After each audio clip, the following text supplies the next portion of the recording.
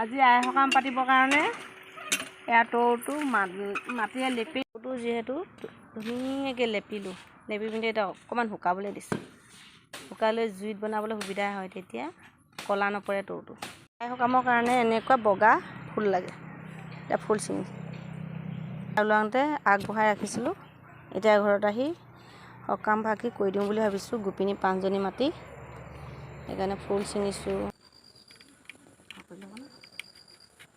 এতিয়া পাণ পাৰিব লৈছোঁ আমি। ঘৰত যিহেতু ডাঙৰ মানুহ নাই, কোনো নাই, চব নিজৰ নিজৰ কামত ব্যস্ত, সেইকাৰণে আমিয়ে পাণ পাৰিবলৈ লৈছোঁ।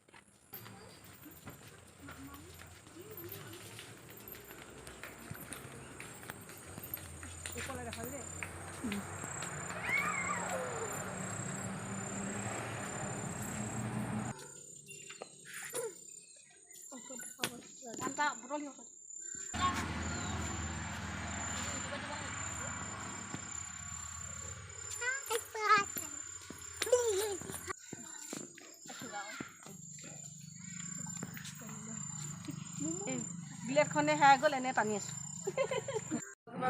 এই আখৈ বাচি আছে, আখৈ বাচি আছে আমাৰ সবাইটা। গোপিনীসকল আহি পালেহি। এয়া আমাৰ খুৰী গোপিনী, এয়া খুৰী, এয়া আপা, এওঁলোকে গোপিনী, এওঁলোকে আই সকামটো চলাই নকৰে। এয়া বৌয়ে হেৰি কৰি আছে, সূতা কাটি আছে। কি কৰি আছে দেখিছা? বৌমা আখৈ ফুটাই আছে। মায়ো আখৈ বৌমা আখৈ ফুটাই আছে।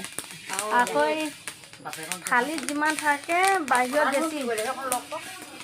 বেছি যায়।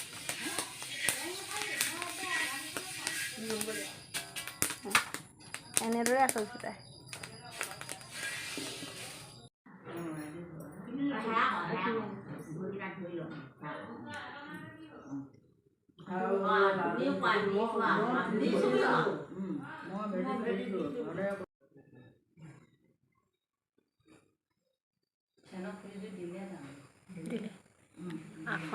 আসন পাৰিছে, এইটো আই আসন।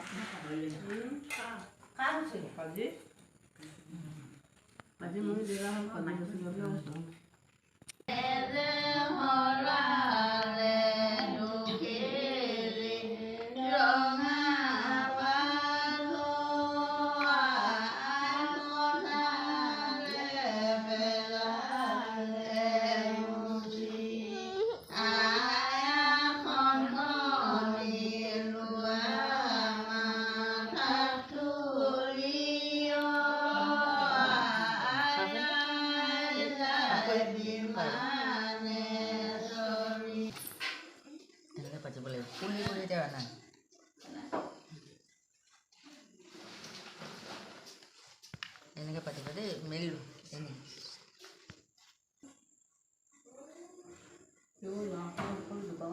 এনেকৈ লৈ পিনি এনেকৈ কৰি পিনি